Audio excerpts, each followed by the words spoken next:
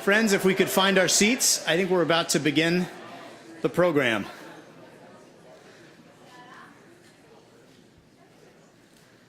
This is very exciting. I'm so delighted that everyone could come this evening. I'm Carter Sneed. I'm the director of the Center for Ethics and Culture, and I'd like to thank all of you for joining us tonight for this very special event, the launch of the North American book tour for Disarming Beauty, the subject of tonight's roundtable discussion. We're delighted to welcome to campus its author, Father Julián Carrón, the president of the Fraternity of Communion and Liberation, as well as Ross Douthat of the New York Times, and Ernest Morrell, the director of the Center for Literacy Education here at Notre Dame. In a moment, my colleague Paolo Carozza will formally introduce tonight's guests, but first I wanted to take just a moment to tell you a bit more about the work of the Center for Ethics and Culture. The Center for Ethics and Culture seeks to share the richness of the Catholic moral and intellectual tradition both on campus and in the public square through teaching, student formation, scholarly research, and public engagement. One of the ways we pursue this goal is through our book series with the University of Notre Dame Press. Disarming Beauty is the second volume in our series titled Catholic Ideas for a Secular World, which seeks to engage the enduring themes of human dignity and flourishing, the common good, truth, beauty, justice, and freedom in a way that reflects and deepens the principles affirmed by the Church for millennia. The series also includes works by CEC Paul Ramsey Fellow Gil Meilander, and will be introducing titles by such scholars as Remy Bragg, Thomas Hibbs, and David Schindler in the next year.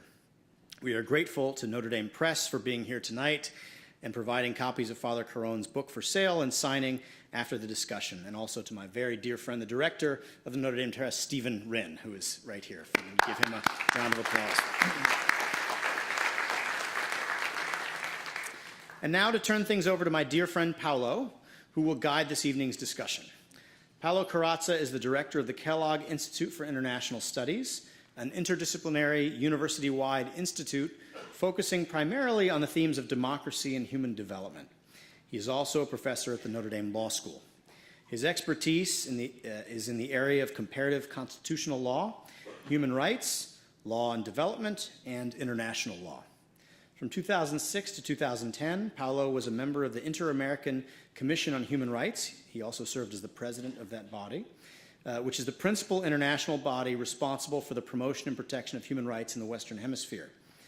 In 2016, he was appointed by Pope Francis to be a member of the Pontifical Academy for Social Sciences. His current research revolves around the relationships between law, human rights, education, and integral human development. Please join me in welcoming Paolo Carozza.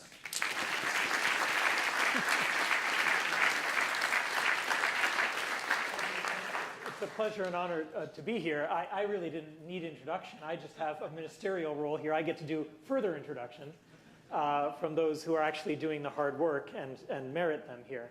But it is a great privilege on my part to be able to introduce you first, Father Julián Carrón, the author of Disarming Beauty, as well as to introduce the book to you in just a few sentences before turning it over to our other two guests for their opening comments and remarks. And we'll have some discussion here up on the stage before inviting all of you to the discussion and participation as well. Father Carrón has agreed to participate in the discussion. He won't be making a formal presentation of the book, preferring to let the book speak for itself, so to speak. But afterwards, in the subsequent discussion, he'll participate with us. And correct our errors. Right. So first, Father Julián Carrón, who, as Professor Sneed said, is the president of the Fraternity of Communion and Liberation. He has been in that role since 2005. In that capacity, he has responsibility for the leadership of this global Catholic ecclesial movement as the successor to its founder, the founder of Communion and Liberation, Monsignor Luigi Giussani. Originally from Spain, Father Carrón continues to serve there as a professor of theology. His scholarly work and his teaching has focused on sacred scripture and on the historicity of the Gospels in particular. He also teaches theology at the Catholic University of the Sacred Heart in Milan, and he's a consultor to the Pontifical Council on the Laity and to the Pontifical Council for the Promotion of the New Evangelization. He's been appointed as a synodal father to 3 different synods that on the Eucharist, on the Word of God, and on the new evangelization. In addition to his many other activities, awards, prizes, he has, of course, written this book that we have, first published in 2015 in Italian as La Bellezza Disarmata by Rizzoli, and now translated and published in the United States by the Notre Dame University Press as part of the Center for Ethics and Culture series, as Carter said, on Catholic ideas for a secular world, which we're here to discuss and to celebrate tonight. And I want to begin by congratulating, really, the Notre Dame University Press and the Center, both for landing and publishing this book, which is of such potential weight and impact, really, in our consideration of the state of the modern world and the role of faith and Christianity in it. It is a book that's very difficult to categorize, as I think those who have reviewed it have consistently shown. It's a book that is very rich in theology, and yet it's not a book of theology. It draws, of course, on the theological traditions of which Father Giussani himself drew so richly, of Ratzinger and von Balthasar and de Lubac and Guardini and Newman and others. And yet, it is also a book that is really a book about social and cultural criticism and analysis. And yet, it's not limited to politics or culture either, primarily because it situates both of those in a broader horizon of questions of human life, truth, freedom.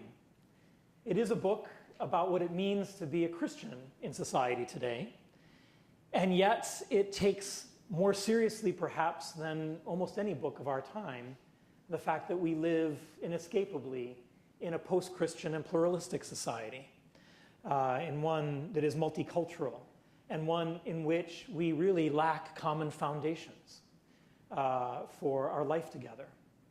And so, without really being in any of these categories, it is a book that starts from a very close and profound analysis with open eyes at the state of the world today, at the reality in which we live, following, of course, exactly in the tradition that Father Giussani began back in the 1950s, when he first looked at a Catholic world around him in Italy and was one of the earliest to see that, in fact, it was lacking at its core in so much of the convictions and the sources that were capable of sustaining it. Well, we're 70 years on from that time, and now Father Carrón has emphasized to us that we are even more in a situation where a world that is held together simply by an appeal to common values is not enough.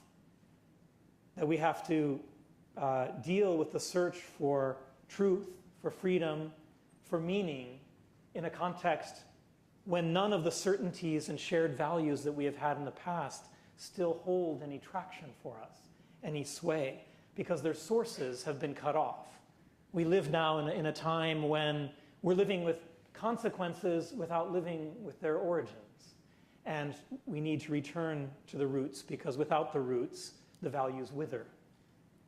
So the crisis of our age that infuses, I think, this book, Father Carrón, is one that sees our difficulty as being rooted precisely in the reduction of the human person in our age, above all, and in the consequence that brings, which is a break in our capacity to live in relationship with the reality around us.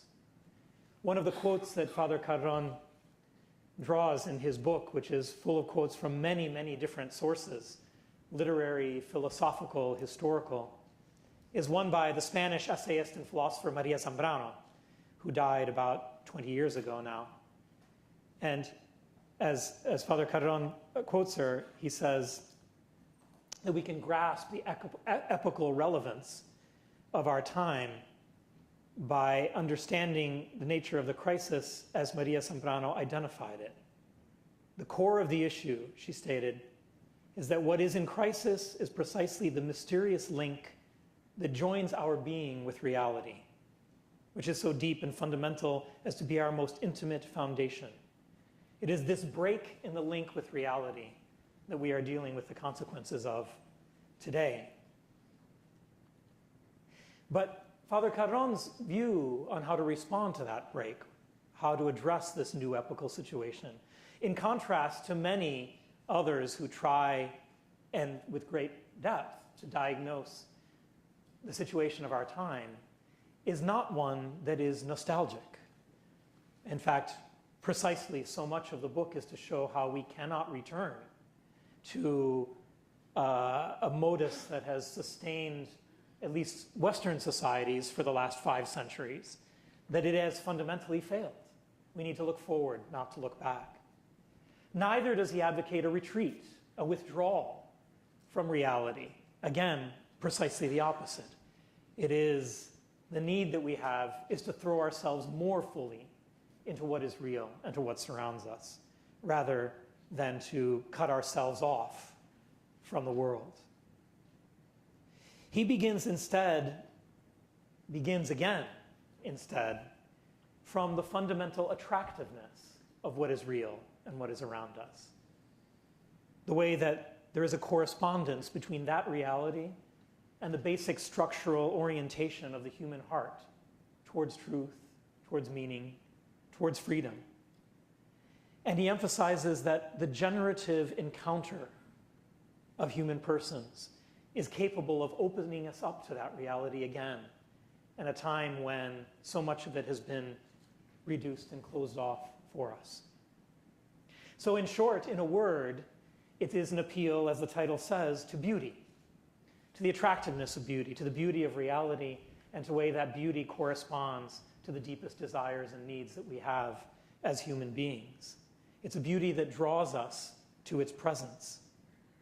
But importantly, it is a beauty that makes no claims except to our freedom, precisely by virtue of that attraction. When we were first talking about the translation of this book, as Steve Rinn can tell us, and Father Carrón, we talked a great deal about the title itself. The title itself is not exactly a perfect translation of the Italian. The Italian, in a literal sense, would have been translated as beauty unarmed, perhaps, without arms, without weapons, right? We opted instead for the more colloquial English phrase of disarming beauty, not only because it simply sounds better and more native to English than an Italian strange locution would have, but also in part because of the double meaning that it carries with it when used this way in English.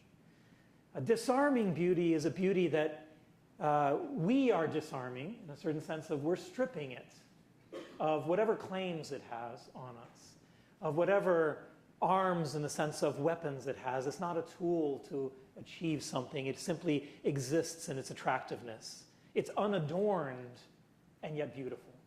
Right? But it's also disarming in its effect upon us. It's disarming of us because we inevitably approach this question of our link with reality with all of the preconceptions and ideologies with which we're freighted in the world that we live in, and because we are human beings in this world who inevitably approach the facts that we come across with the categories that have already been inculcated upon us before. And so a disarming beauty is one that is not only stripped of its own claims, but strips us of our pretensions, of our ideologies and preconceptions. And in doing so opens us up to the possibility of something genuinely new in this world. Something genuinely new in a world that is tired, that is cynical, that is living without reasons and without purpose, and fundamentally without desire. And so it reawakens us. It reawakens us and opens our eyes to the beauty of reality around us. So the question that's before us tonight, in one way or another, is what are the implications of this claim, of this approach? Implications for Christians in the world, who Father Carrón reminds us here are called to be the presence of this something new, of this something original, without withdrawing from the world, but throwing ourselves into it, certain of its beauty. But also, what are the implications for the life around us, for the life of politics, of work, of family life, for the education that we provide to our students and to our children and to the society around us. Does this proposal hold? Does it challenge us? Does it offer us something new and interesting in this time when we really can't deny we're living in a time of crisis? But crisis as question, crisis as opportunity as well, crisis as occasion for returning to the sources of what we're about. Is it itself, in its appeal to the attraction of beauty, an attractive proposal? So we have two really extraordinary guests to be able to begin to grapple with these questions. Ross Douthat doesn't believe that he's worthy of that. That's how It's quite an introduction you've set us up with. But as I'm sure all of you know, and Ross has been here before, and some of you have met him here at Notre Dame, a friend of ours, and we're always thankful when he's willing to take his time to come back to Notre Dame. We know him, though, primarily through his writing, of course, through his books, his blogs, and his twice weekly, I think, New York Times columns in the op-ed section. His writing focuses on politics, on religion, on moral values, on higher education. He had been a writer at The Atlantic before starting to write for the New York Times. And of his several books, the most recent, if I'm not mistaken, if I didn't miss one, Ross, is Bad Religion, How We Became a Nation of Heretics. That's yes. Right? I haven't said anything since then. So. After, in addition to Ross, Ernest Morrell is one of our newest colleagues here at the University of Notre Dame, where he's the Coyle Professor of Literacy Education and Director of the Center for Literacy Education at the University of Notre Dame. His expertise is in critical educational theory, social movement theory, English education, and the study of the African diaspora. Before this year, until this year, he was the Macy Professor of English Education at Columbia University Teachers College. So Ross, Ernest, thank you so much for being here, for helping us to get this conversation started. Julián, for being here with us to respond and engage. And Ross, the floor is yours. Thank you. Shall I? As you prefer. I mean, do it here at the podium. We can do. We'll do the podium, and then we'll sit down and act informal and drink heavily and so on. Thank you all so much for being here. Thank you to both professors for that incredibly kind and somewhat daunting introduction. And thanks to Father Carrón for writing such a beautiful and luminous and profound book, sufficiently beautiful and luminous and profound that having to discuss the book in the presence of its author makes one slightly nervous and uncomfortable, but hopefully I'll be able to carry things off reasonably well. It seemed to me that one way to frame the animating idea of Disarming Beauty is to say that this is a book about how Catholicism came to take Enlightenment values and the sort of ideals behind religious pluralism seriously at exactly the moment that modernity ceased to take those ideas seriously. And let me explain a little bit what I mean by that. I think that if you take the modern project, the Enlightenment project, at its most idealistic, it essentially suggests that all competing religious perspectives, all competing ideologies should, to borrow one of the meanings of the title of this book, lay down their arms and cease to attempt to impose their worldviews by violence and political pressure, and instead allow them to sort of treat with one another equally in free debate in front of free people who are free, therefore, to see this debate as an opportunity to pursue the truth and to see out of this debate the opportunity to reach for and grasp the highest things. That is at least the promise. And it is a promise that in many ways the Roman Catholic Church resisted on the grounds that there was an assumption that it put the truth that the Church carries at risk to place it into any kind of free competition with error, with heresy, with dissent, with atheism, with political ideologies hostile to Catholicism, and so on. But at a certain point, and this happened because of long years of debate and hard political lessons and sociological changes and all the rest, at a certain point, the Church came to believe and came to recognize, as Father Carrón suggests, that in this shift, in this new landscape, there was an opportunity to reclaim the purity that the Christian message enjoyed in the first few centuries of its existence. Before Theodosius, before Constantine, before the medieval world, before the Ancien Regime, before the entanglement of Christian belief with political power. And that there was this opportunity to present Christianity anew, as for the first time, as something that people should be able to entertain and grasp freely, which is the only way, ultimately, that religious truth can ultimately be grasped. And this was the animating belief, at least in part, behind Dignitatis Humanae, behind the Church's statements on religious freedom at the Second Vatican Council, and behind much of what the Church has said and argued on questions of religious freedom in the decades since.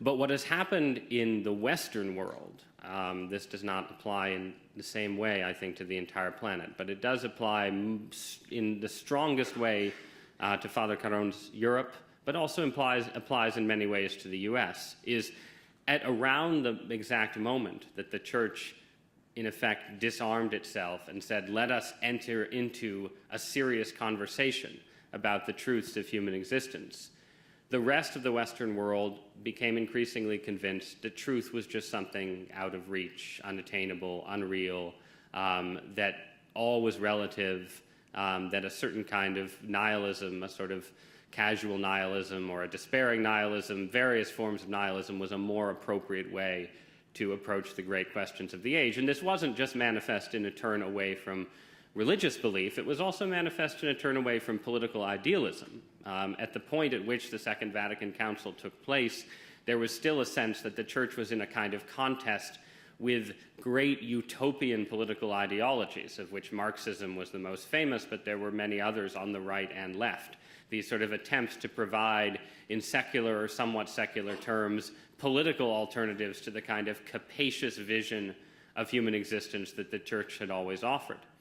But fairly quickly, across the 1970s and 1980s, and then with the fall of the Berlin Wall into the period that we sometimes call the end of history, there was a sense in the West that no, actually all of these political alternatives to religion had failed, and that religion itself had failed as well in certain ways, and that therefore the best thing to do was eat, drink, be merry, don't have too many children, don't pollute, and sort of get through your 75 to 90 years on earth as best you can without worrying too much about the higher things, because the higher things aren't real and they only get you into trouble anyway. Look what happened in the wars of religion, look what happened in World War I and II, and so on. And I'm exaggerating a little bit, obviously, for effect here. There is still, in many ways, profound political interest in the West. There's still profound religious interest, but it is, I think, muted compared to what has been the norm of human existence throughout much of history. And so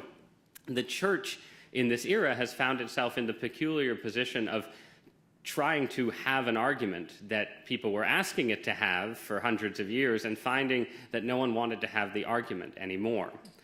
And the challenge then is figuring out what you do in that kind of landscape. And I think for many of us, especially those of us blessed or cursed to write about politics, religion, and other topics for a living, there's a sense that, well, if people don't want to argue, that just means you aren't arguing correctly. And you need to come up with new arguments, more brilliant arguments, more clever arguments. You need to find a way to sort of use argument to break through the carapace of indifference, skepticism, and so on.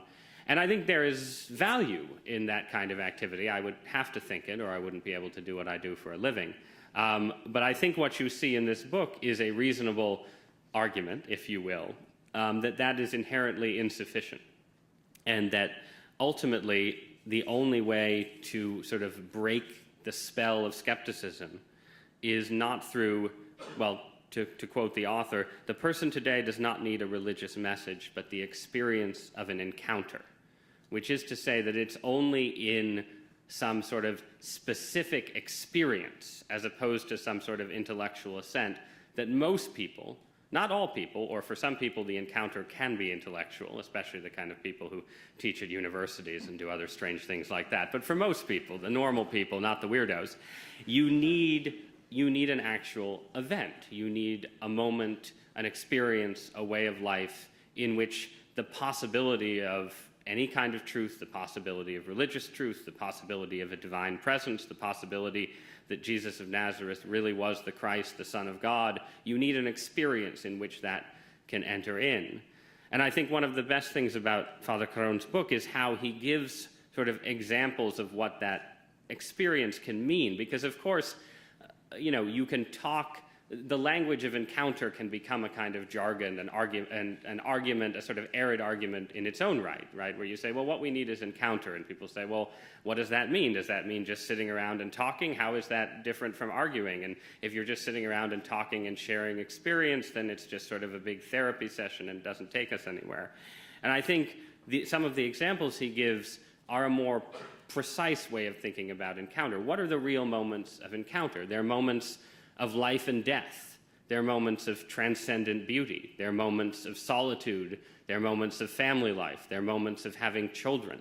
He mentions the great philosopher Roland Barthes, and how the moment when he became suddenly the language is something like most comfortable with the idea of not being modern, in a sense, was the moment of his mother's death.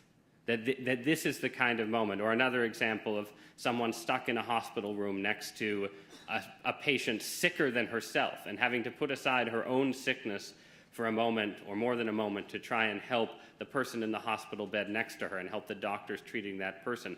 Those kind of moments are ultimately, if we talk about encounter, that's what we mean. We have to mean something more extreme than just conversation and sort of having a nice talk together and meeting the other person in a superficial way. And the truth of the matter is that the core nature of late modernity is that it reduces the number of those moments. It reduces the number, people have fewer children, so they are less likely to have that kind of familial encounter with the sort of breaking in of remarkable things from outside. People have sex, or at least simulations of sex, available to them at any moment on their computers and phones and every other kind of device. And so they're less likely to have the kind of profound sense of romantic and sexual longing bound together that connects in some sense to our yearning for the divine. People experience death in the same numbers as ever. We all still die. But death is much less of a presence in our lives. It's something put aside, kept out of sight. It's not something many of us are intimately familiar with until we enter middle age or late in life. And we are never alone. We're never, ever alone. And that, too, is a kind of encounter. It's an encounter with one's own self, and it's an encounter with whatever is outside oneself. And we are never alone anymore, because something is always with us. And so the challenge for the church, I think, in this moment, the challenge for people who take the ideas of Catholicism seriously, is to think in terms of what are the ways in which the church's presentation to the world can take on a more extreme form. And this doesn't mean necessarily making more extreme arguments. It doesn't necessarily sort of making the case for Catholicism in some new and radical form. It could mean that. But it might mean sort of returning to the things that Catholicism and Catholics do that are inherently extreme. Religious vocation, lifelong celibacy, large families, the extremities of beauty in the liturgy, the extremities of beauty in Catholic art. And I think if there was a mistake that was made by the Church in the aftermath of its decision to sort of enter fully into pluralism, it was to think that entering fully into pluralism meant making itself less extreme along the way, to say, all right, we're going to sort of, our nuns should not wear habits, they should enter fully into secularity. Our church architecture should resemble a gymnasium because we're entering fully into secularity. That was a great mistake. And the truth is that the only way in a pluralist landscape that the church can break through and sort of remind a secular world that these extreme moments are actually the moments in which you are most likely to encounter the truth about human existence, is for the church to present itself not extreme in its language necessarily, but extreme in its very being, as an institution in which this sort of feeling of crisis and opportunity that comes all too not often enough in our lives is presented in the person of Catholic parishes, Catholic families, Catholic priests and religious, to anyone who happens to walk through a church door. So that is my paltry attempt to do justice to this remarkable book, and I thank you all very much for your attention.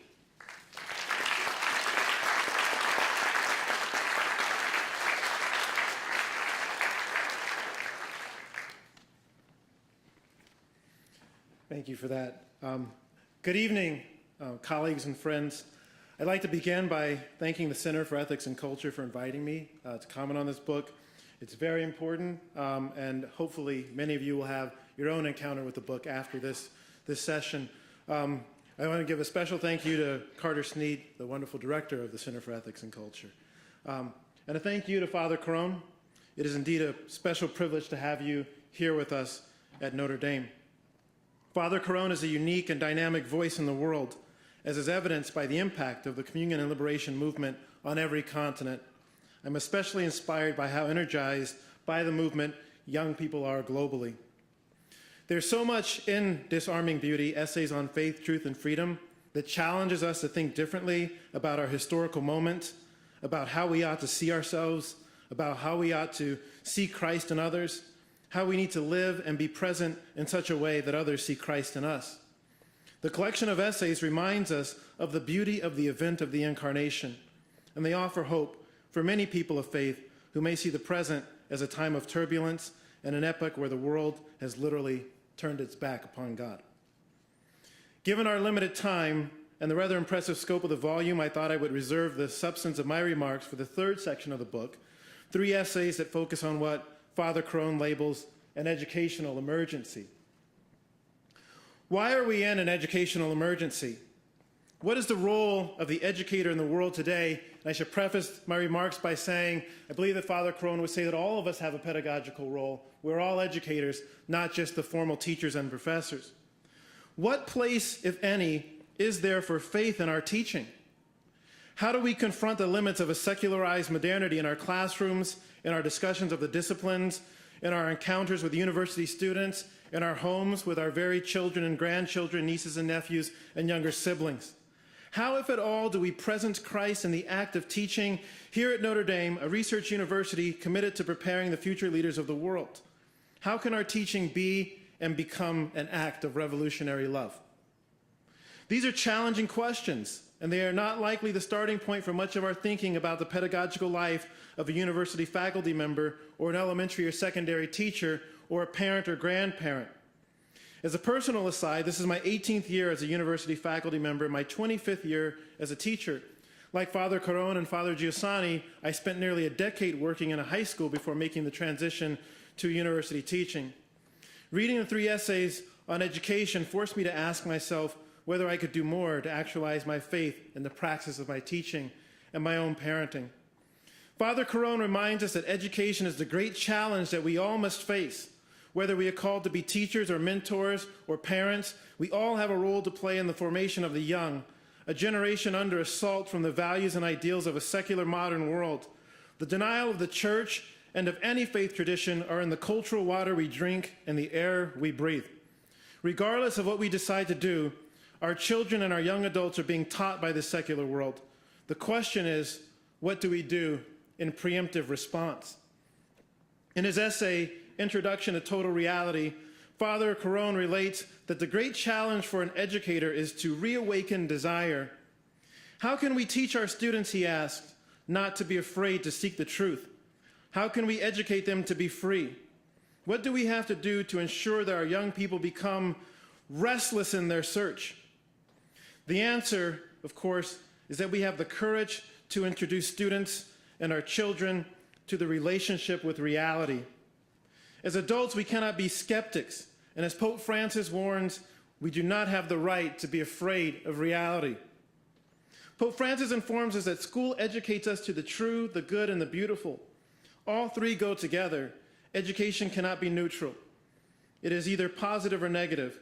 It either enriches or it impoverishes. It either makes a person grow or it oppresses. It may even corrupt. A school's mission, in any pedagogical institution, including the home, its mission is to develop a sense of the true, the good, and the beautiful. And this happens through a rich journey. So what does this mean for all of us? What should be the key takeaways? And I have just 5 briefly that I'd like to share. The first takeaway, living the certainty of truth. In his essay entitled Communication of Yourself, Father Carrón encourages us to live with the certainty of truth that helps us enter in a different way into the whole reality of our teaching. Father Carrón believes that realizing the truth in life means entering into reality. For a teacher, it means going to school, or for a parent or family member, it means in our home, filled with the presence of Christ. The cultural phenomenon catches fire and spreads only, he argues, if it is generated by a foundational certainty. This certainty is the event of Christ in the adult, who in turn proposes it to the young person, who sees it present in the older person before him or her. You can recognize the presence of this certainty from the fact that it creates a passion for things and feeds an interest in everything. And one of my favorite passages from the book, the symptom of this certainty is a fondness for everything one encounters. Takeaway number 2, joy in the educative presence. We are reminded from these essays that education is not simply explaining reality or forming some argument about it. It is helping another person, students or friends or our children, to enter into reality. Father Carrón tells us that if we want to introduce others to reality, we cannot do it, to use a Spanish proverb, looking at the bull from the stands. Only if kids see the victory in our face, in our visage, in our presence, in the way we act, in the way we react, in the way we live everything, will they be interested in what we want to communicate to them. Takeaway number 3, getting out of the way of the truth, or moving from the dissemination of propaganda to an awakening in others. Awakening in others, says Father Carrón, not making them become ours, means that whatever road they must take to reach their destiny is up to the mystery, not their teachers or their parents. What should interest us as educators and parents is testifying to the power of Christ and then allowing them to proceed on their own journey towards truth. Takeaway number 4, teaching is only and always an act of supreme love. I agree wholeheartedly with Father Carrón that our every gesture as educators should be underpinned by the profound desire to love the person. That is, to help him or her be truly free, to walk toward his or her destiny. This is the law of charity, he says, the desire that others be themselves, that they save themselves. Above all, we want to be people who, beyond attending school, going to work, or being friends, always strive for the ideal, the supreme ideal, and that is Christ and the church. The final takeaway, a focus on the teaching of young children. We need to have a stronger focus on elementary and secondary education and the involvement with the young people in our lives, whether they be our children, our siblings, our neighbors, or just others in our community.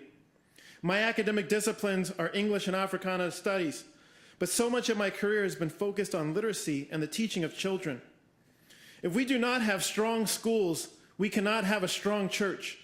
If children do not have the academic and cultural literacies, they are limited in their pursuit of truth. We need strong educational leaders. We need strong teachers in elementary and secondary schools. We need strong Catholic schools committed to the instruction of our most vulnerable populations. And we need strong teachers and leaders for our public schools. We need strong mothers and fathers in our Catholic homes. I am proud that there are programs at the University of Notre Dame, like the Alliance for Catholic Education, led by Father Scully, that places teachers and leaders in America's urban Catholic schools. That the new Keough School of Global Affairs is developing a cluster in global education. That under Professor Paolo Carozza's leadership, the Kellogg Institute for International Studies is developing a research cluster focused on international Catholic education. These are great initiatives, but hopefully they are just a tip of the iceberg of a university-wide focus on the schooling of youth. We are uniquely leveraged to draw upon our world-class faculty, world-class student body, to create programs and initiatives, but most importantly, the human capital needed to enable a world-class primary and secondary education for all of our children, one that educates the mind as well as the soul. So with that, I want to thank you again, Father Carrón, for sharing your insights with us. Thank you again, Professor Sneed, for having me here this evening, and I look forward to our conversation. Thank you.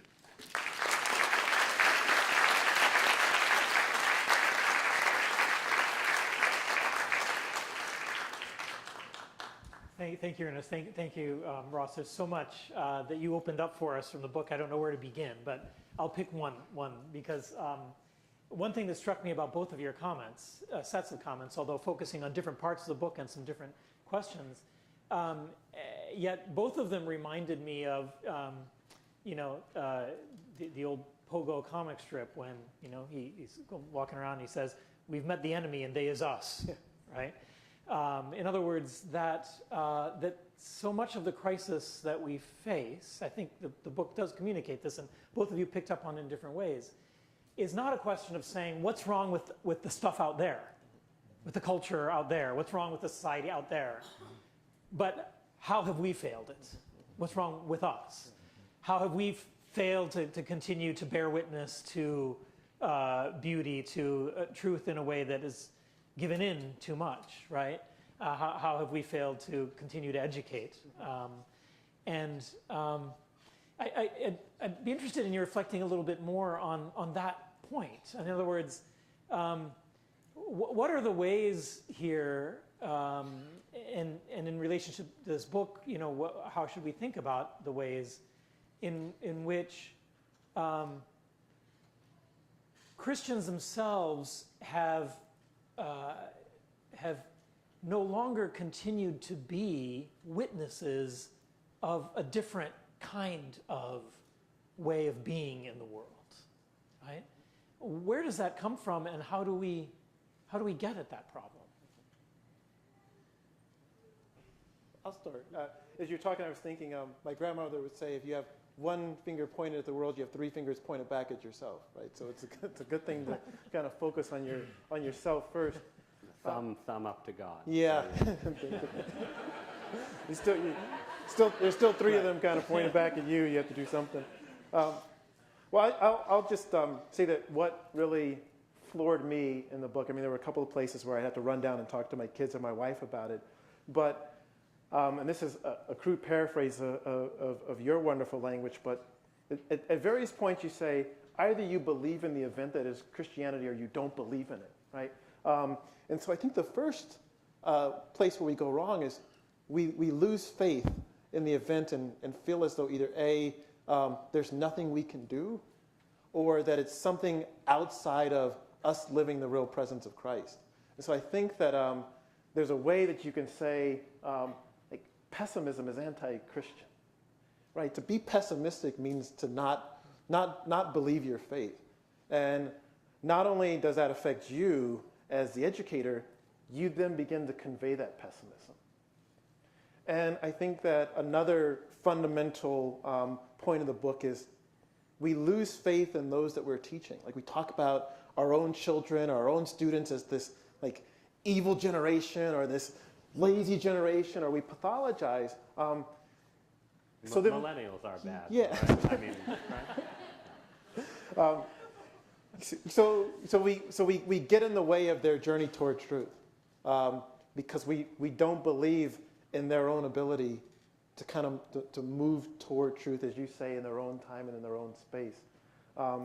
And three, and I'll end, I think that we see too much territory, as Carter was saying, to the secular discourses, right? And you say what has ceased to become self-evident in some ways ceases to be self-evident because we're on the retreat. So we have to kind of believe in ourselves. We have to believe in those that we are teaching. But we have to have more courage to act in a world where it's all of a sudden become very weird to be a Christian or a person of any faith. But it's, I mean, the other, I completely agree.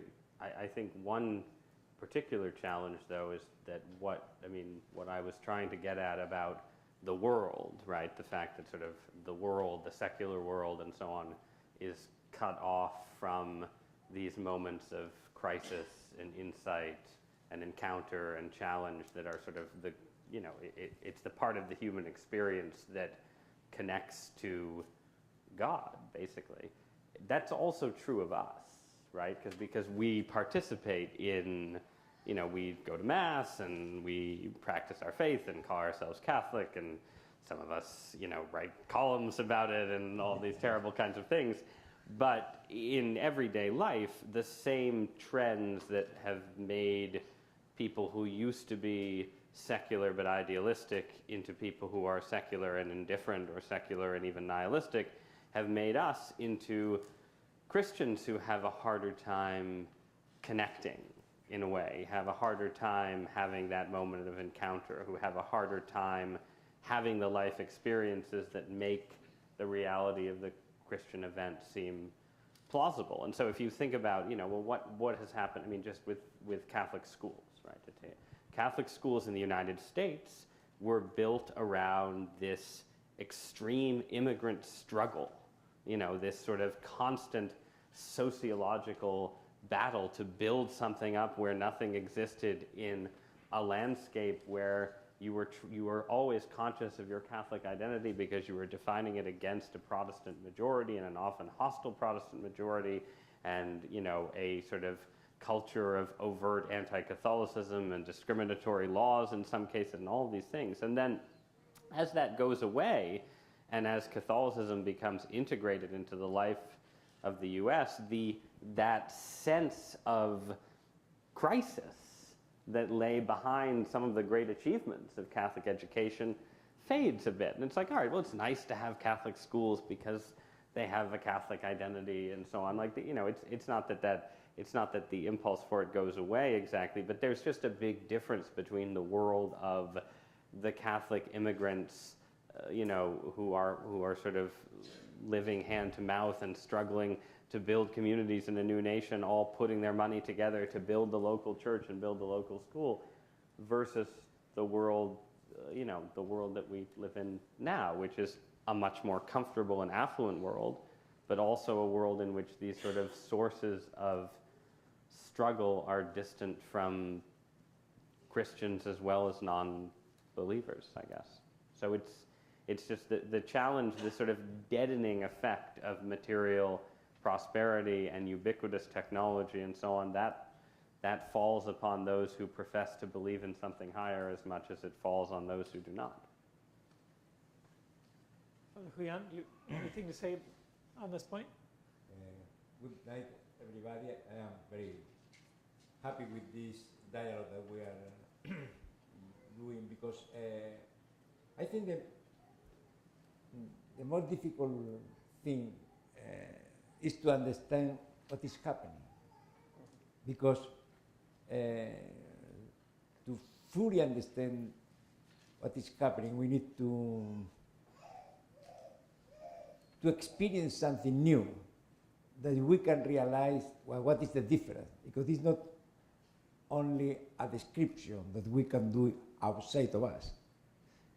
Like somebody who is looking for something without identifying what is lacking in him, and in the moment he or she falls in love, he understands. But he or she can understand before the event. I don't know if this can convey the idea, because only with this fullness, only with when happens this new experience of life in the relationship with everything, only the experience of this fullness that we can experience is the way of understanding what was lacking before. Mm-hmm. No? Because only the fullness can introduce us to the awareness of what was lacking. Is that to make an example of in history, St. Paul. St. Paul was a right guy, no? He was a Pharisee. He was the best in his generation, said. himself. No, he was the most committed people, no, in his time, but he only realized what was lacking in him, in all his commitment. No, that it was wonderful commitment. It's not against the commitment. It was the commitment. It was not enough to bring him all the fullness that was provided by the event of the encounter with Christ. And the question is, how can we communicate this event to others in other way that an event, the event of an encounter? This is the difficulty, no? Because Ross was talking about the education. No? There is a lot of effort, no, to convey some kind of education, no, some content of education. Like at the time of St. Paul, he had received a lot of education from the Old Testament life, no, but it was not enough, because Christianity was not a problem only of content of doctrine or a set of rules that the Pharisees had a lot of rules. No, nobody can decide to get married because of the rules that they had to follow in the, no, to clean the house or to go to the bed. It was without meaning, something like that. You need to understand that the only way of deciding to share your life with another one, to accept even to clean the house, is because something that was happening that makes this something unbelievable only to think about. You know, that why that we don't want to be stripped of others, no, of this possibility of sharing the life with another one. Up to the moment that you are open to do whatever thing to share the life with him, but without the first step, that is, we can say in Christian language, a grace, a gift, something that is given to us graciously. It's everything is without sufficient meaning. It's not meaningful enough for all the things, but because the Christianity can be attractive for us in a multicultural society. And this is many times when we are talking about Christianity is only a reduction of Christianity, because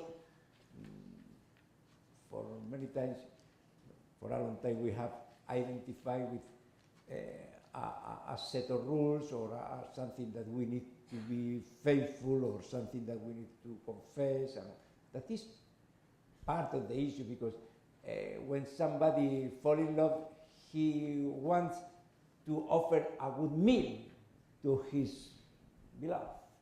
It's not a problem of ethics, that we don't need to do nothing. Not that there is no ethic implied in this event.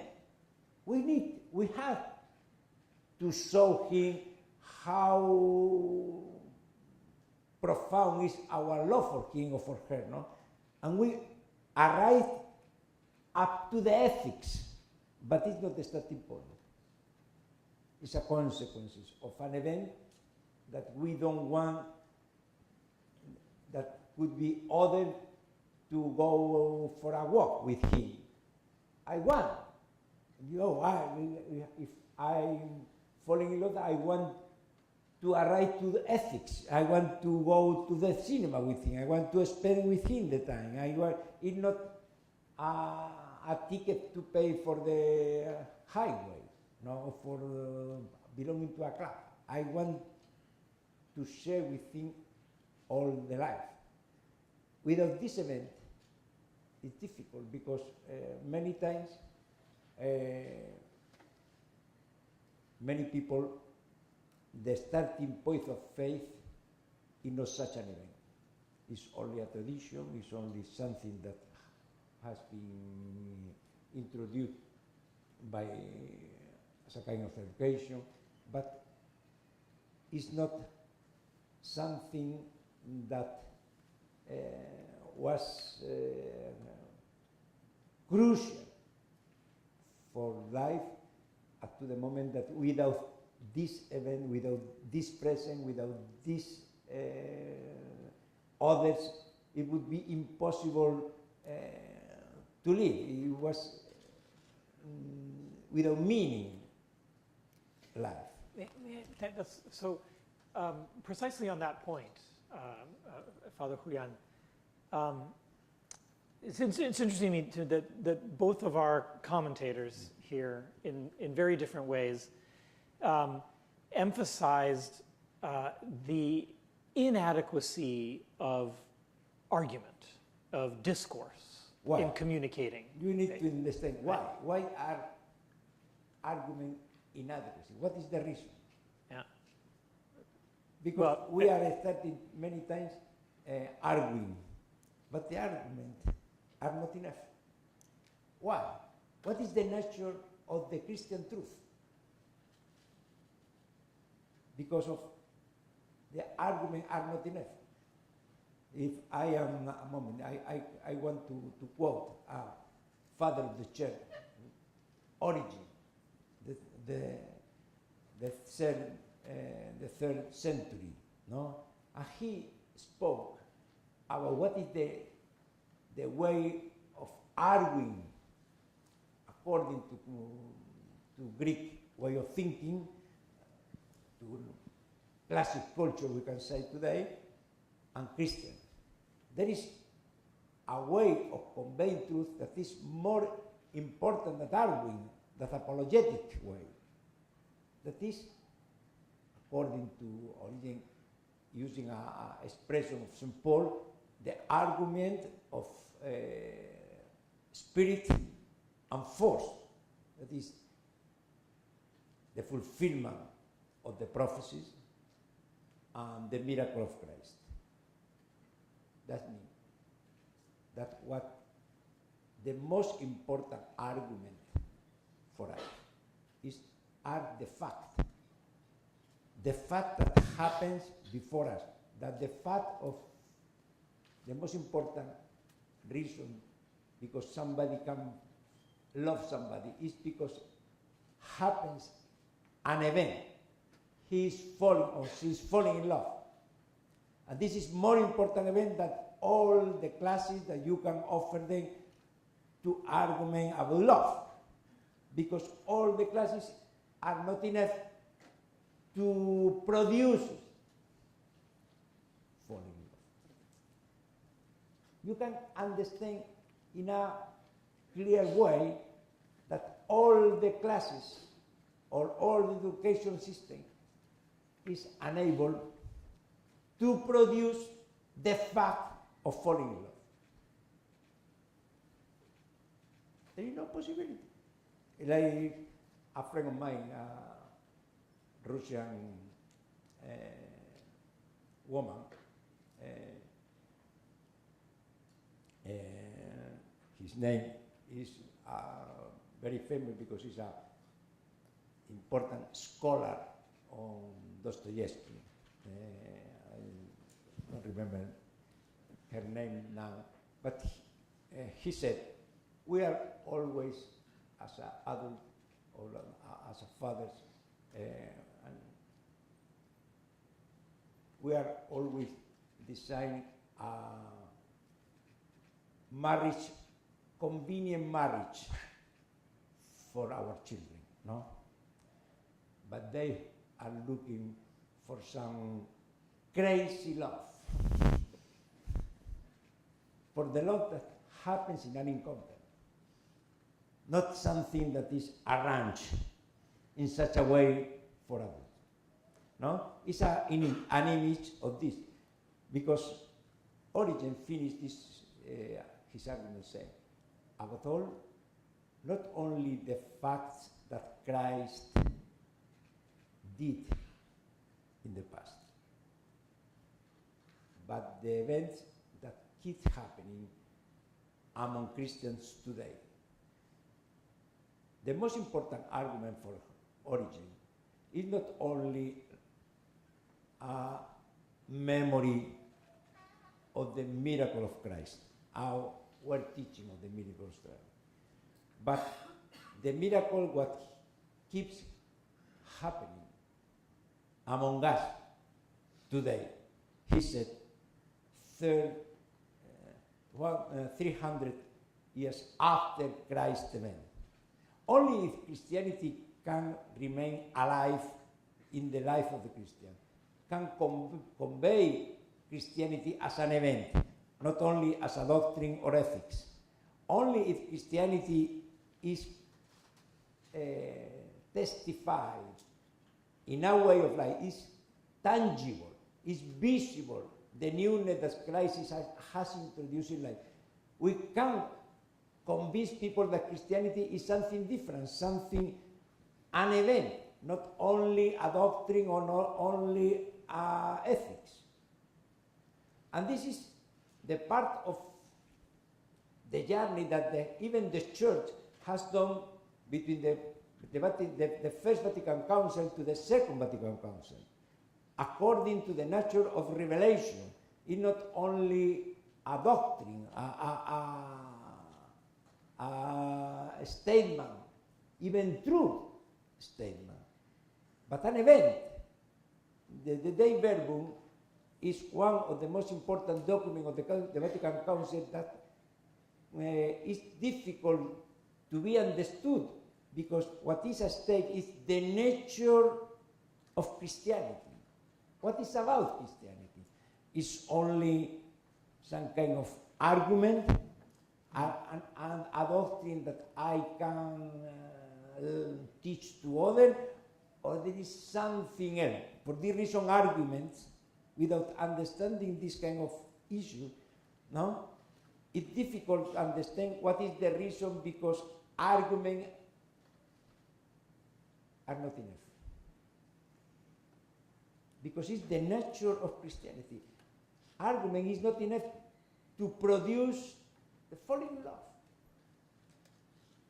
This is the question. So, if we don't understand that, we try to convey Christianity in a way that we have seen that it was a failure. And we can solve the failure with the same method that has produced the failure. And this is the difficulty, to understand what is the nature of the crisis. What is the nature of the crisis in education? It's the same. It's not only that people now, or young people now, doesn't want to study. This is a problem. Or the cellular, or the cell phone. The question is something, it is happening something more interesting than the cell phone before them. Otherwise, they are overcome by the cell phone. Not because it's not happening if it's not. The question is, if something is more interesting than whatever I have in mind. Otherwise, we are overcome. This is our defeat. Thank you. So, Ross, Ernest, again, both of you emphasized the importance of freedom in this dynamic today. A freedom which, I love the observation that the church has embraced a certain vision of freedom, having come to terms with a certain origin of it that itself has rejected it, right? Or the place of freedom specifically, if this is the macro level, at the micro level of the educating of an individual child.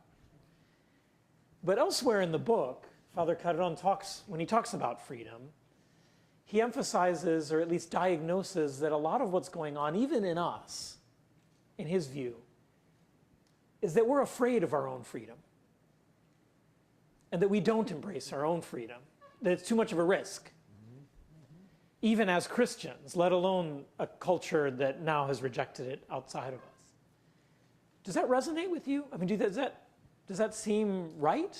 Does that seem familiar to you? Where does this, do we embrace our own freedom enough? Are we willing to in our educating, in our relating to the culture around us, in our raising our kids, in our engaging in politics? Or not? Or is it just a word? I mean, I have this fear that, this suspicion that sometimes freedom is embraced, right? Now we're the party of freedom in some senses, but not really.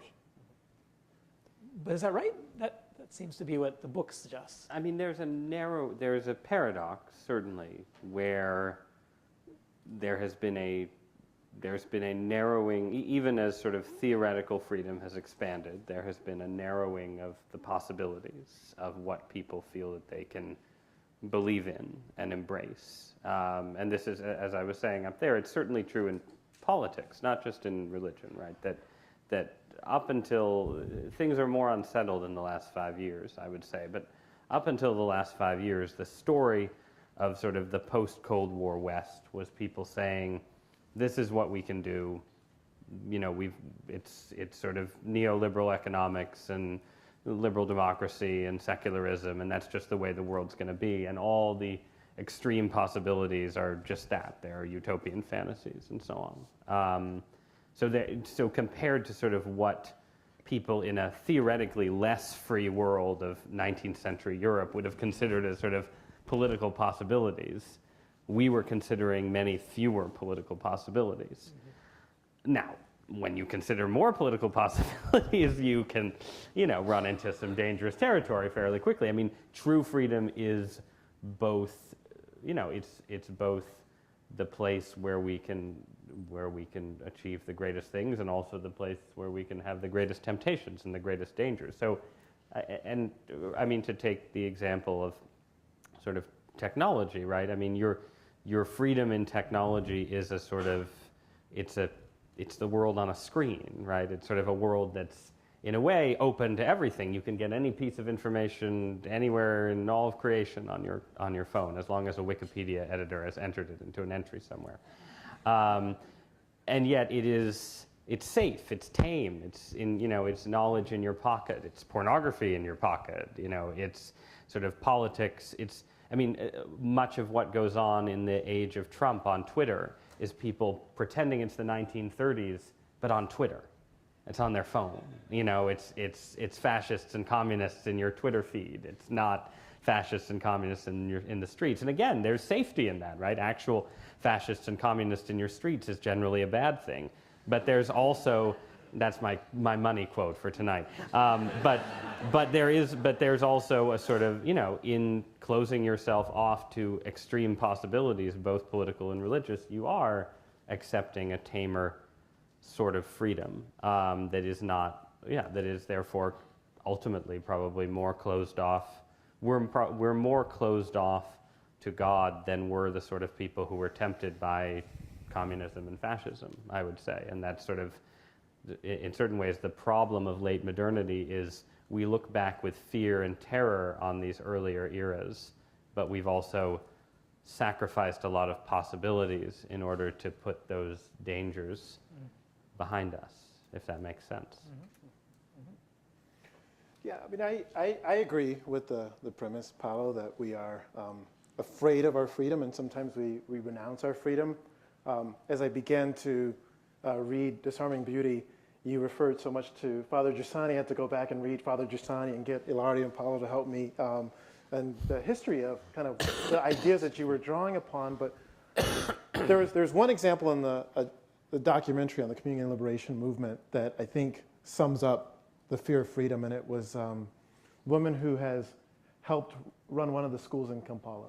She's from Brazil, right? And so she talked about being in the situation of these mothers, many of whom had HIV, and failing, right? And needing some explanation for that failure, right? Externalizing that failure. And she says she went and spent time with Father Giussani. She came back, and all of a sudden she was having success. Like the only thing that had really changed in that situation was her.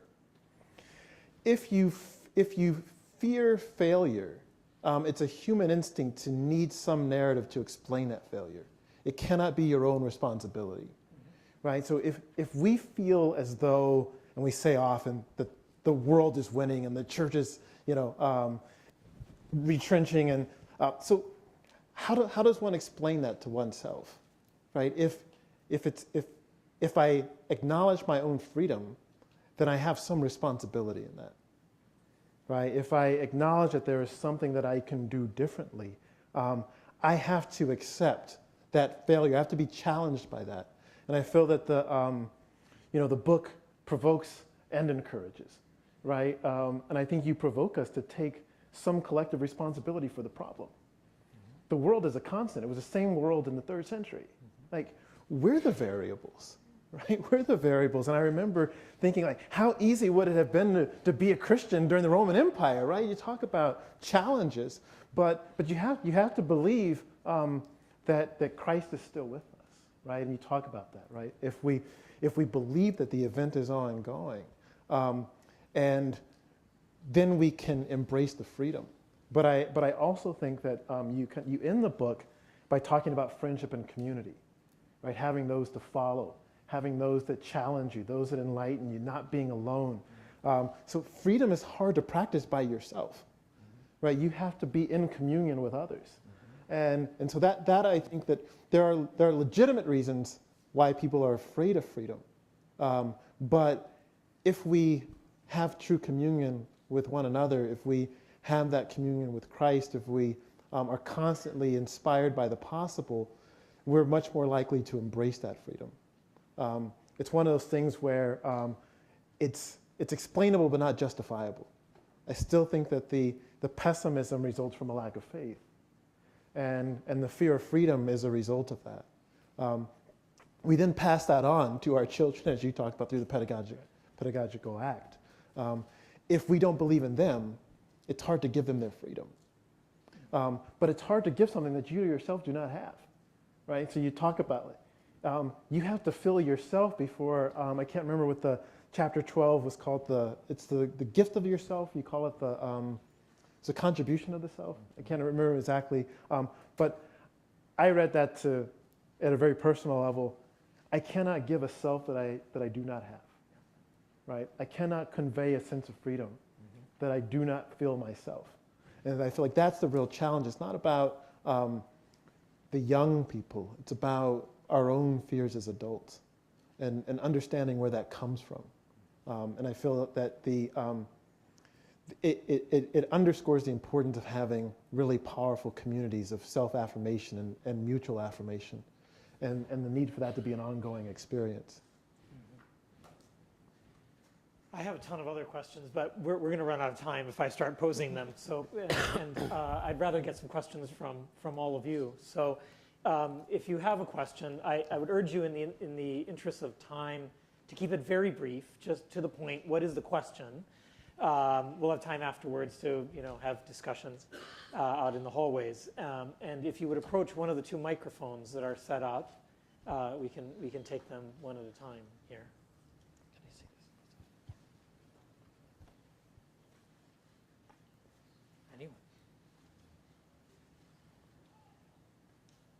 Please. Should I just go? Yes. Oh, hello, I'm Kevin Scott. I'm a philosophy PhD student.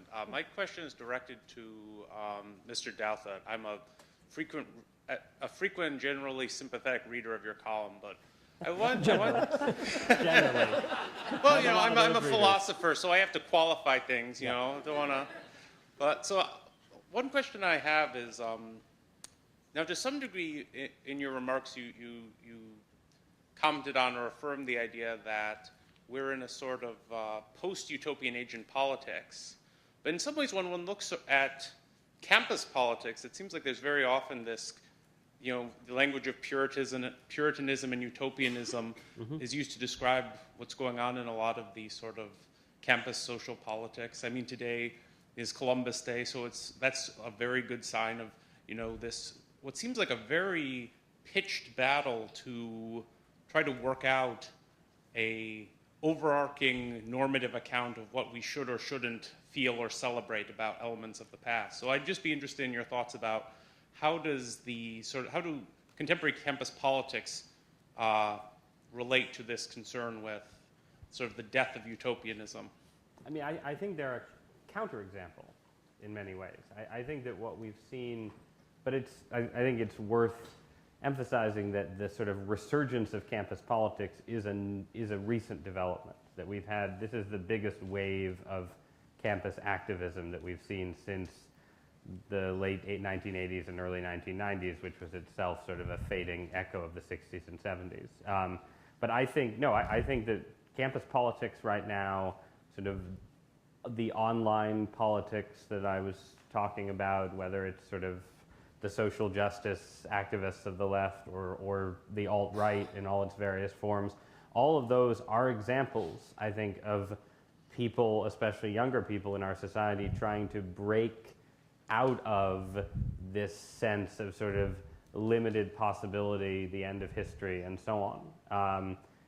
But I do think it's something that's relatively new. It's a phenomenon of the last 5 or so years in Western politics, that politics circa 1998, and indeed continuing even through the Iraq War and the financial crisis and everything, had sort of a narrower range of possibility.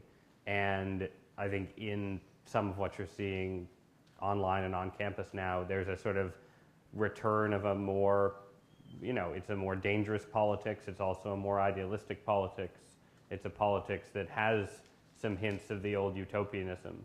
But it's also sort of operating in the shadow of the history of communism and fascism and this generalized sense among, you know, the normies, meaning everyone who isn't involved in this stuff, which is 98% of America, that, well, no, we don't actually want to go back there, right? But it's a sign, I think, that there is, that sort of the human desire for transcendence is not dead, for good or ill, right? And that there are aspects of, you know, the human soul that people are seeking, you know, they want the same things, they want answers to the kind of questions that Christianity is supposed to offer answers to, and in some cases they're finding them in sort of tribal white nationalist identity, and in some cases they're finding it in left-wing forms of identity politics and sort of ritual anathematizations and all of these kind of things. So there's a little more crisis and a little more opportunity, you might say, I think, in where the politics, especially of people younger than me, is going, especially for those of us who want a sort of, you know, who want metaphysical possibility to be considered anew in the Western world, I guess.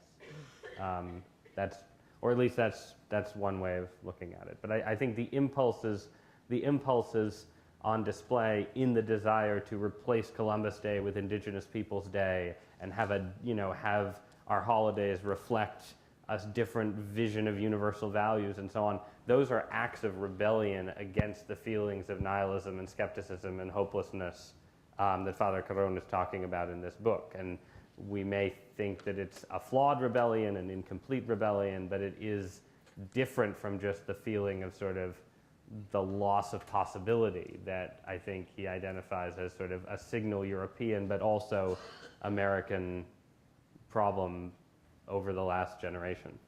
If that makes sense? It's one way of thinking about it. I think it's a helpful way, and I think you're right. I mean, Father Julián, in the book, you identify the primary form of nihilism today as being a practical nihilism, not a theoretical one. One's lived in the distractions of the world around us and the lack of a real desire for things and sort of kind of ennui and boredom of life.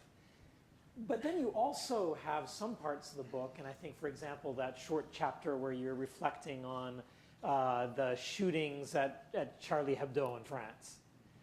where you take on a different kind of nihilism too, that has, you know, a certain robust kind of utopianism still behind it. So what do you see as the connection between them? I mean, is it as Ross articulated it? What would you add to that? I think that nihilism is that nothing is enough to be attracted by something so interesting for us. No? At the end, we are part of this chaos in which we are living. No? Everybody has an opinion, everything, an analysis, everybody has an analysis. There is nothing attractive enough to overcome this nothingness. No? And this is the origin of many of the consequences that can end in violence or in another kind of phenomenon. But the question is that what does mean to understand what is the nature of human being? What we are looking for? That without this, we are not in peace with ourselves. We are not fulfilled. We are not overcome this uneasiness that we are inside of us.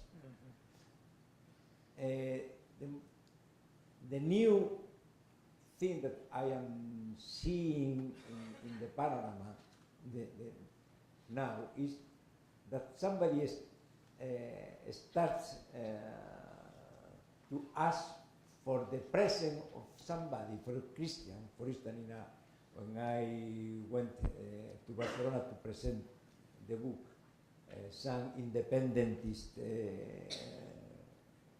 unbeliever, no, ask to the Christian to go out from their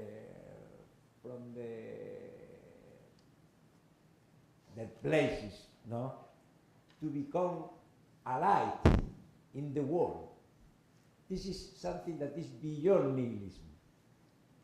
No, the darkness is too much dark, and we are needed to sunlight in this world, no? And this is one of the first steps to overcome nihilism, because it's the awareness that we are needed to something that can enlighten our life in some way. And this is the question now, that we are everybody in every culture, from every background, from every history in the past, who can offer some kind of light in this particular moment of history. Because only who can offer some kind of light can offer some hope to overcome this nihilism, this temptation. And this is the challenge we are, all of us, whatever could be our background, our ideas, our opinion in different kind of issues in life. Now, how can we offer a possibility of hope in this particular moment that we are living with such a big challenges that we are before us? This is the question. Yes, go ahead. I'm Rick from Indianapolis. Ernest, you had mentioned earlier that freedom is hard to practice by itself. It is communal. I appreciated that comment. I was curious to ask Father Julián, as well as all of you, the nature of that freedom that we talk about, that you mention, to me is not so much an understanding of what our society, when we talk about freedom, but I think of like this weekend was framed by a funeral of the father of my daughter's best friend, and a wedding and a baptism. Not that those were the encounter in themselves, they were the place of encounter, but what it led to was the freedom for me to be open whenever I'm on the drive back with my wife, that the conversation that it leads to. And so my question is, when we talk about there's a narrowing of what we think we can believe, you are accepting a tamer freedom. When you had mentioned that, Ross, is it actually a freedom within the world, or is it a freedom to abandon ourselves to another who we can love and we can trust? And if you guys would be able to speak to that, thank you. No, the question is what our freedom needs to be moved. Because I think this is the starting point, because everybody has the possibility of using his freedom. The question is, we need some good reason to use this freedom. There is something that can be so attractive to engage ourselves with all our freedom for this kind of thing that are so significant for us. If nihilism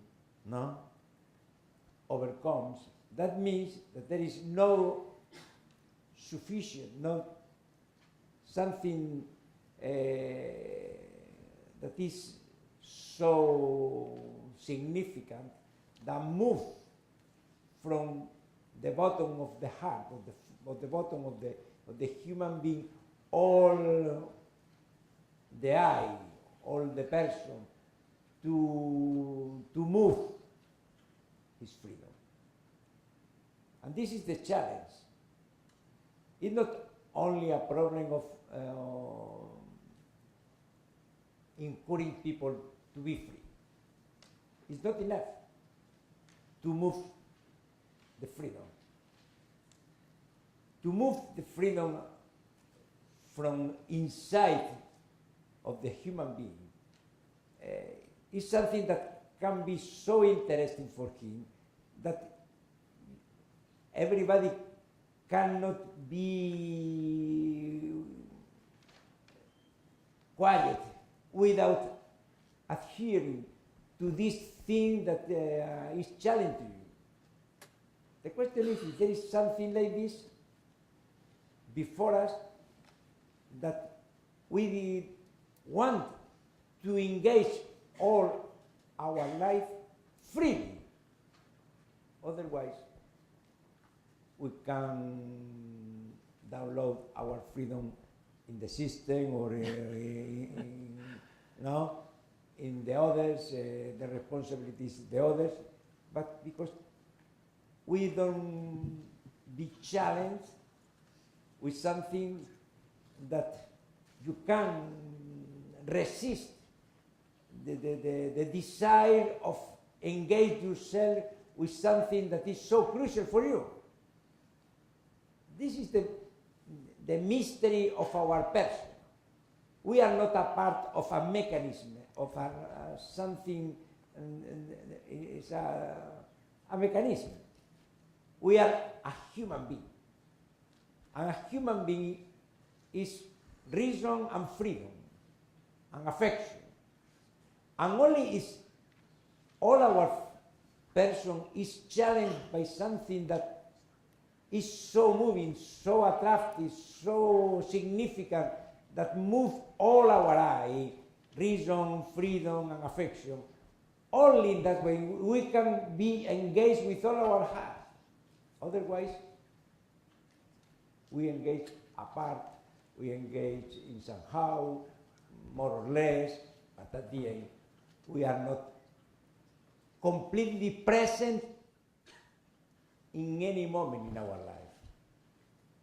we are deciding to finish something, to start another thing. We are always in a place dreaming for another way, for another place, or we are always, how many times we surprise ourselves coinciding with what we are doing. This is freedom. Because everything is so coinciding with what we are doing, with what we are being in a moment, that all our life coincides with ourselves. Without this, freedom is something that is only in the vocabularies, but is not an experience. Thank you. In the interest of time, I'm just going to pose one final question, if I will, to our two panelists. A very, very brief and pointed one. If I were someone who knew nothing about Father Carrón, didn't recognize his name, knew nothing about the movement of community liberation who Father Giussani was, if I was not even a Christian or a believer, but simply someone who thoroughly immersed in the, swimming the water and breathing in the water and breathing in the air of the modern secular world, why would you tell me to read this book?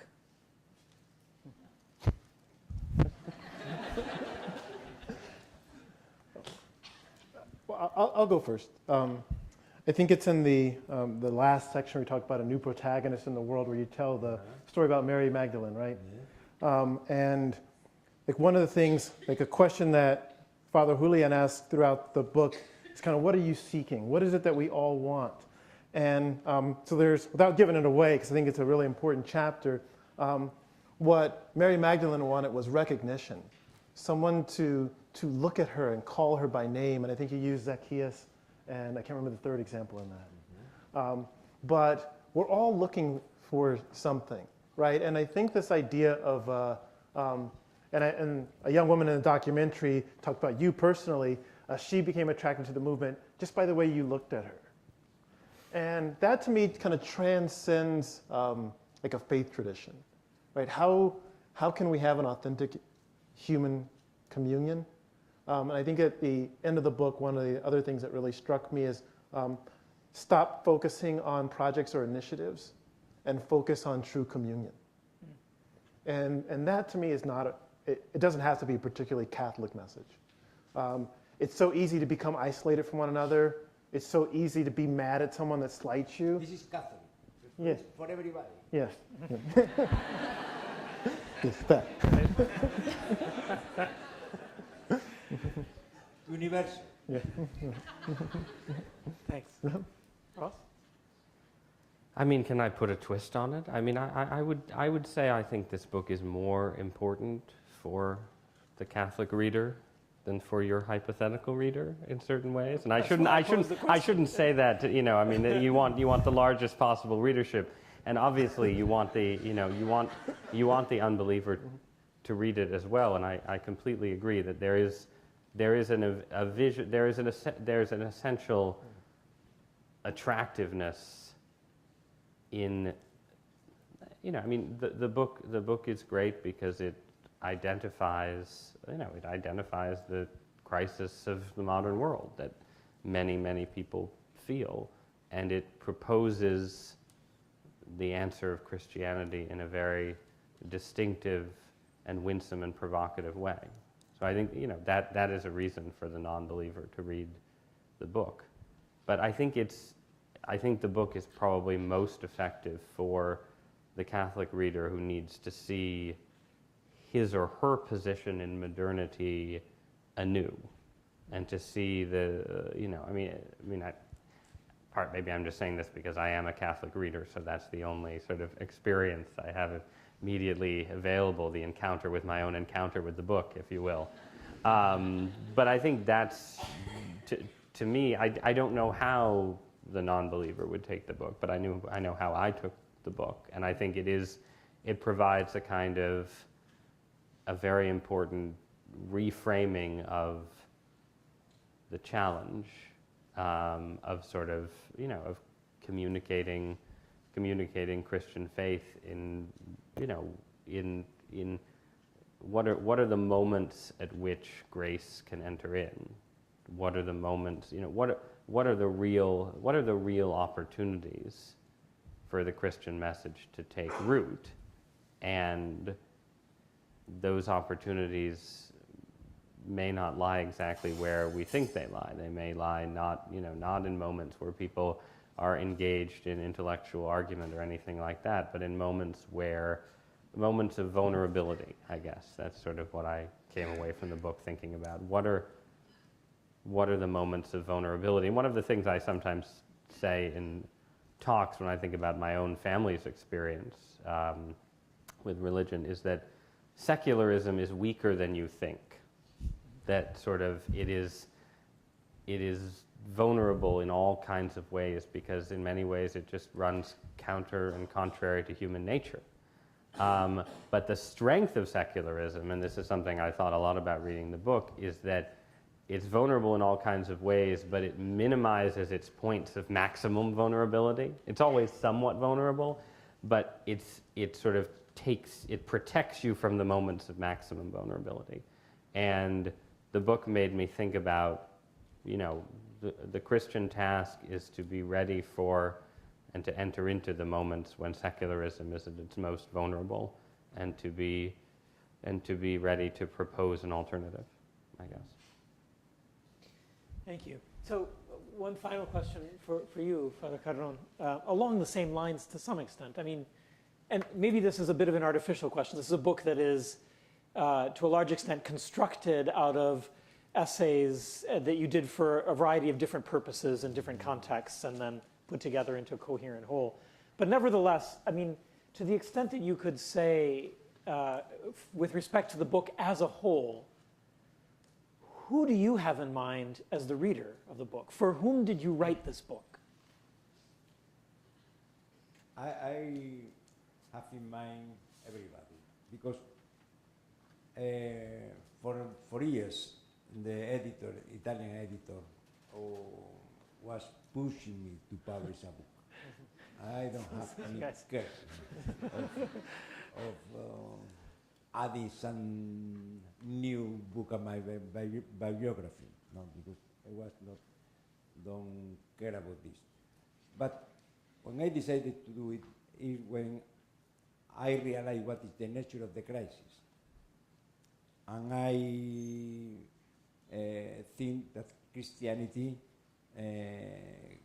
can make a contribution to answer to this particular crisis. Yeah, and the first thing is to offer an explanation of what is happening, and that many times we are lost in the middle of this chaos without understanding what is at stake in this moment. And the most important, the first step is to help people to understand what is the nature of the crisis. Because only in such a way Christianity can be considered like a possibility that many people around us don't consider, nor even a possibility of a contribution for this crisis. And this is the reason that I make the effort to do it, because I want to verify in our relationship with people like we are doing this night, no? If this kind of proposal can be sustained, can resist in a dialogue like this, open, with different people. I have many of these dialogues in the last years. To verify it, my faith at the end can be resisted in a multicultural world, and this proposal can be interesting for others in this particular work. No? And this is the reason because I decided to publish, no? Because it was a possibility that we had received for the encounter we have done in our life that could be offered to others. And this is the hope that make me give to the publisher the book. Great. Thank you. Well, thank you.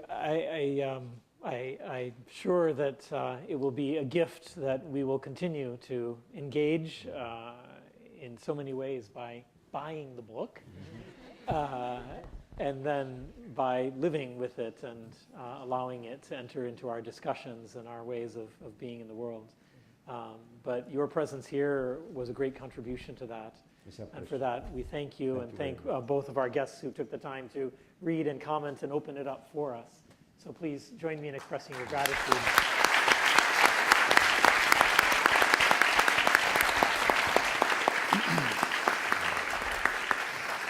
I'd like to join Paolo in thanking our guests, but I'd also like everyone to thank Paolo one more time for his extraordinary moderation of this panel. And here at the Center for Ethics and Culture and at the University of Notre Dame, we are not just about passive receiving of information. We're about communion and encounter with one another. And so please join us outside for some refreshments and further conversation. Thank you all so much for joining us this evening. We'll see you in a few seconds outside.